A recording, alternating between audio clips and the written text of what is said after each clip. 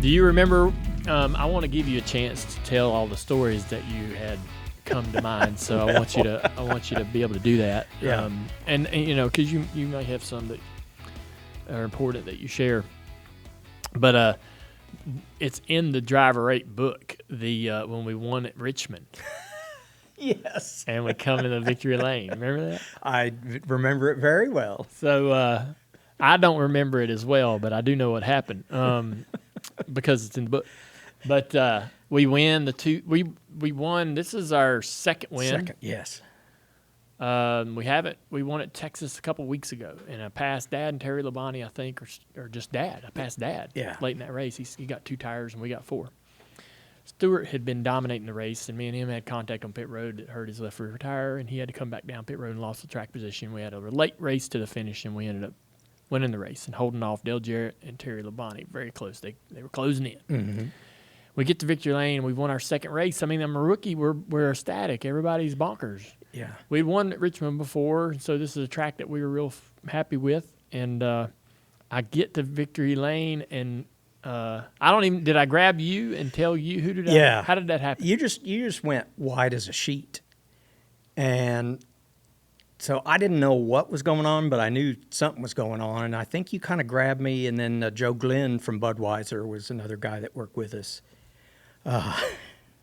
And I'll let you. Yeah. So have you ever been driving down the street and you need to get to a restroom immediately?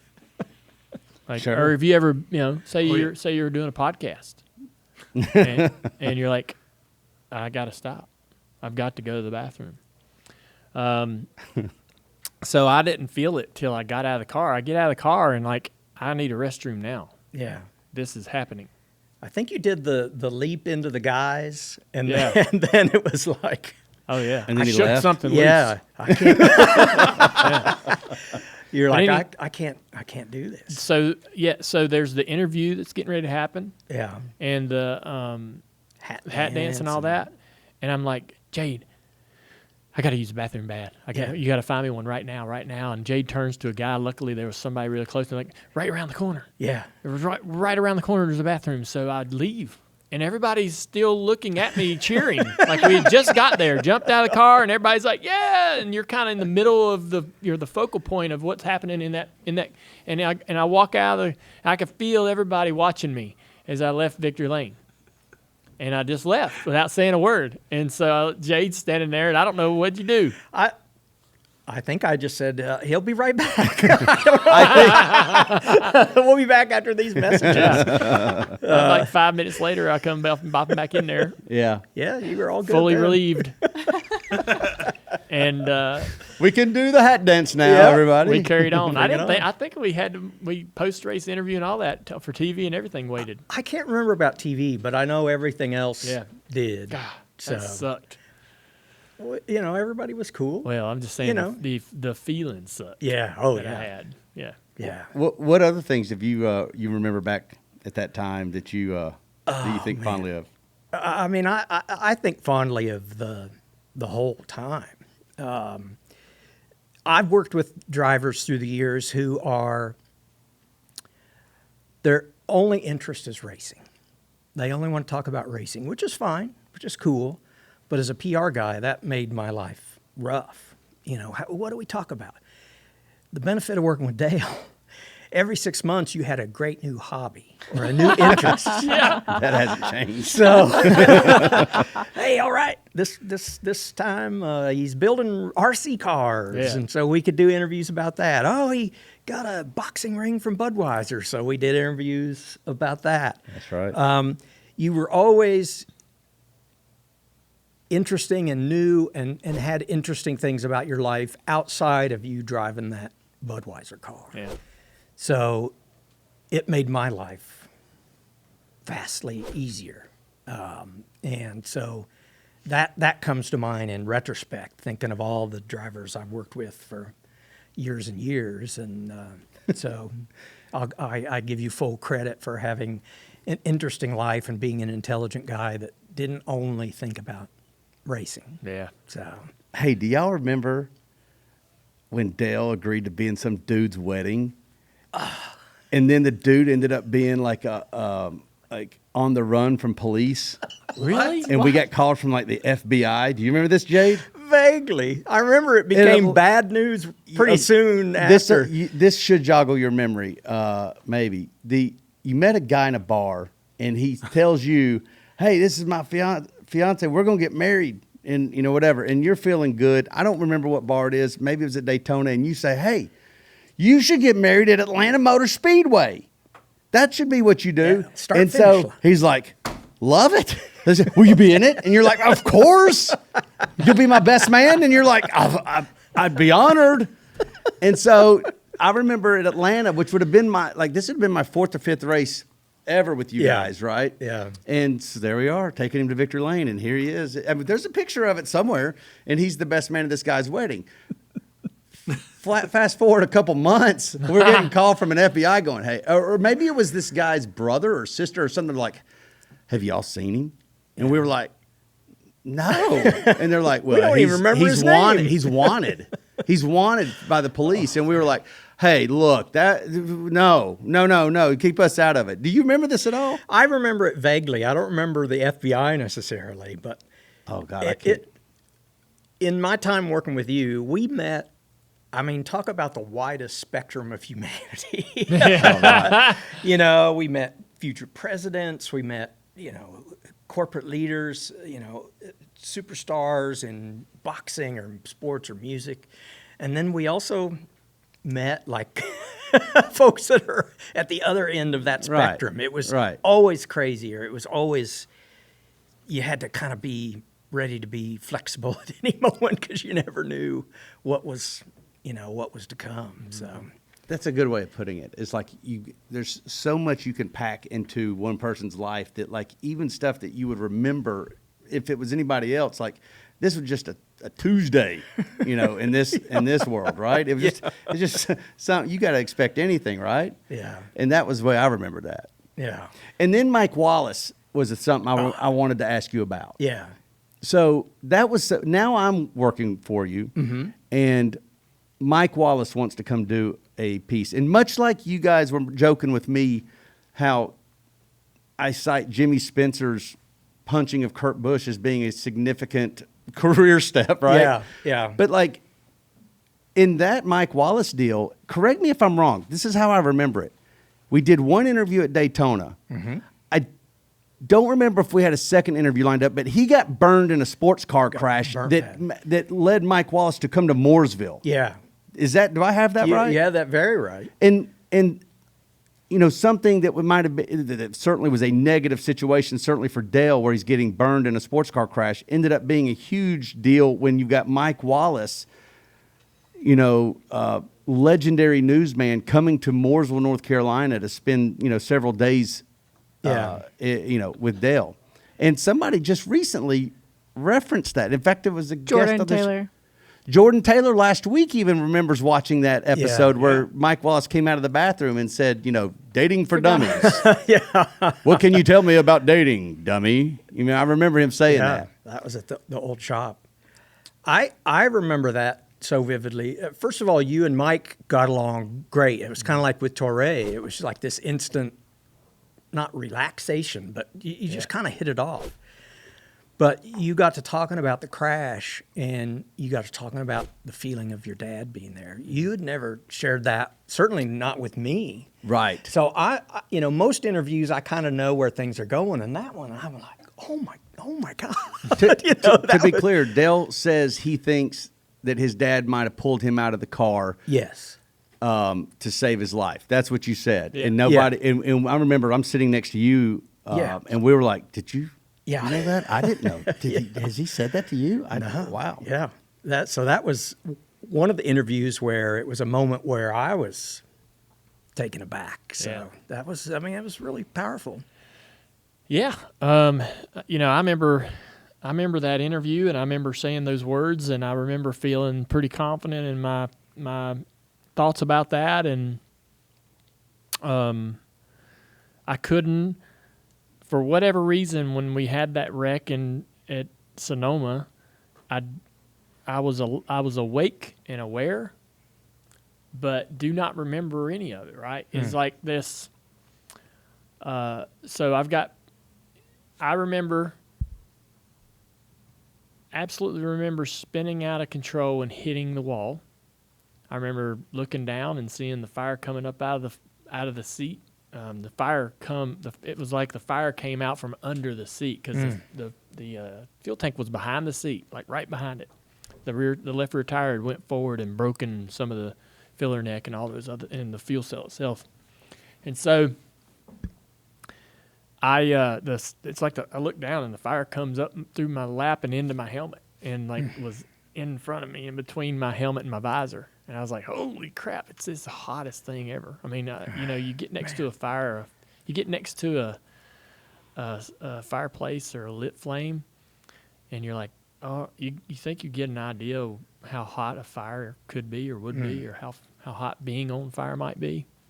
And I was amazed at that sensation and how painful it was and how it's like a million bees stinging you at once. And then I thought, I got to get out.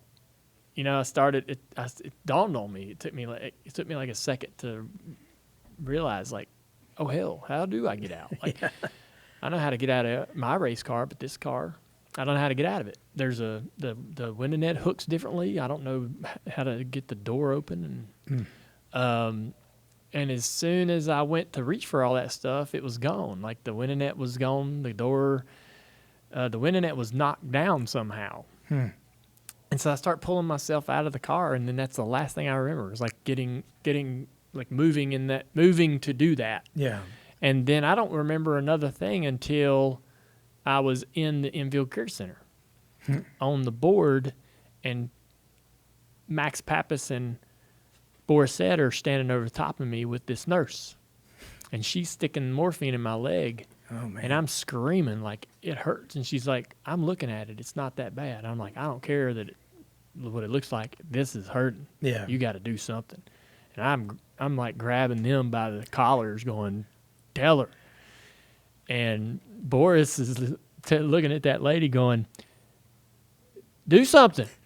And she sticks another needle in my leg, and I passed out, woke up in the hospital. But from the moment I get out of the car, or from the moment I try to get out of the car to the moment I'm on that infield care center, I was awake.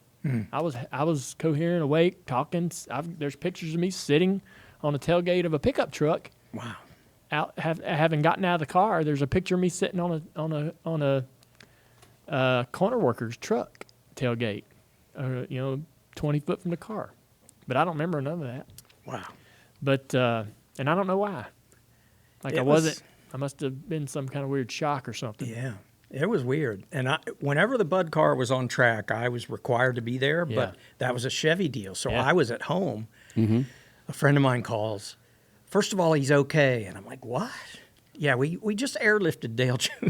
I'm like, oh, no. Yeah. It was a helpless feeling. So what's this card game on a plane? Oh, well, it's not even that great story, but Matthew thought it was. You were so competitive about everything, about video games and cards and all that stuff. And so we're on a flight somewhere, and you taught me a new card game. And so I'm enjoying it, I'm learning, and we get to the end, and you end up winning. And I said, that was fun. That was cool. And you're like, what? I said, yeah, that was fun. You lost.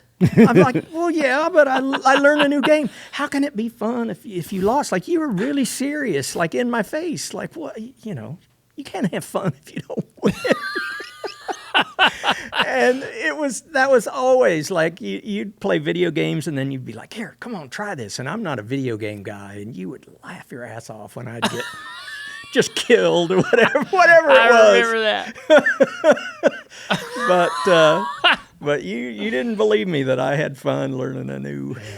Oh my God, a new game. We had so much fun. It was a good time. I did. I was so weird.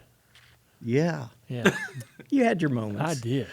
The one that you posted on Instagram, I think, was you in that bandana at Pocono. Oh yeah. When you hurt your forehead. Hit the bottom of the pool. So that was before Pocono, and I you wouldn't even tell me what really had happened. It was hush hush. You had this big bandage, and then you'd put the bandana on.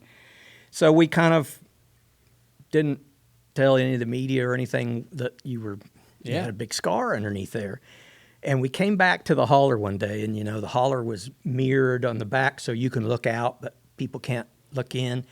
And sometimes you'd stand back there and watch all the people. And you were just in a hilarious mood, and you're, like, joking about all the other drivers. And then you're like, Dale Jarrett, look at Dale Jarrett. He can't pull this off. I look cool in this. Dale Jarrett couldn't pull this off. And you started listing all the other drivers that couldn't wear the bandana as cool as you were. And again, it's such a stupid story, but I laughed my ass off of you, like, doing this comedy routine about how cool you looked. Do you remember my 30th birthday party? Oh, yes. And coming back to the track with the black eye yes. from the boxing ring? Yeah. Because I left, because we had the party at the club, and then ended up at the house. Ended up at the house Some Irish boxing. bar. It was some Irish bar in Mooresville. Yeah.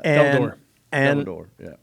I've never been a huge party guy, so I kind of did my polite exit. Yeah. And so I left before the boxing began. So suddenly he shows up, this giant shiner. Yeah.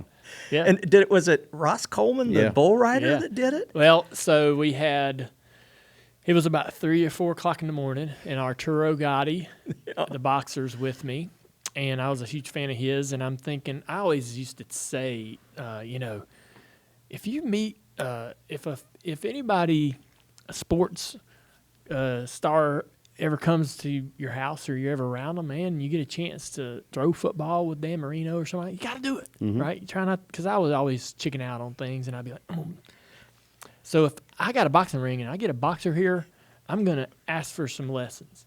So it's 3 in the morning. This is the Bud talking, I think. Yeah, we're so drunk. And I'm like, Arturo, man, can you show me how to throw a punch? Because I'm fighting my buddies, and they're pretty good, and it's hard for me to, I'm not doing too well. I was like, give me something that'll just take them out. And I used to fight Josh Schneider, one of my best buddies, all the time. And he went easy on me. He could probably destroy me. But I wanted to get in there and show Josh one thing, just surprise him one day with a combination. And so he's like, yeah, I'll take you down there. We'll go. He don't know where we're going. I'm like, I got this boxing ring in this shop. Well, Ross Coleman, the bull rider, he championship bull rider, got a plate in his head. Yeah. He's like, I'll go down there. I like boxing. I like fighting. He wants to fight everybody. Yeah. Brad Arnold from 3 Doors Down is going to go, and a handful of my buddies. And so we go down there, and I learned a nice combination. Then Ross, the bull rider, wants to fight Arturo. And they got in there and fought 3 rounds hard as they could go. Oh, man. I mean, I've watched Arturo on TV and live in person, and it was every bit as intense and at speed. Yeah, because Ross is a big guy. Is really so big. He had to have had Arturo about 100 pounds. So he goes after they go start boxing, and they get super competitive, and they start going harder and harder and harder. And there were 1-minute rounds, and I had a timer. And the timer goes off, and Ross comes back to the corner. I'm taking care of Ross, and Arturo's got a buddy with him that traveled from Florida, and they're over there in that other corner. And Ross comes back to me and goes, he knows we're just playing, right? And I was like, you ain't giving him that impression. I'm like, what are you talking about? You try to take his head off. He's just doing what he does, And so they went and fought 2 more minutes. Oh, man. And then Brad Arnold wants to get in there. And with Arturo. God, that's a mismatch. Yeah, and Arturo, it was boom, boom, and Brad Arnold's laying on the ground, laying on the mat, lead singer of this band, laying on the mat, blood in his teeth. And I was like, you're done, man. He's like, no, I'm good. I'm like, nah, that's enough. This is getting out of hand. I went over to Arturo, and I was like, hey, he's my buddy, Arturo. And he's like, hey, he come at me. He walked to me with his hands up. What do you think I'm going to do? And then I got in there with one of my buddies, and we're boxing hard, and I'm like, keep seeing this shadow out of the corner of my eye, and I'm like, what in the world? And I'm in the ring, we're going at it with this guy, and I'm like, hold up. I was like, what in the heck is happening? and it was my brow.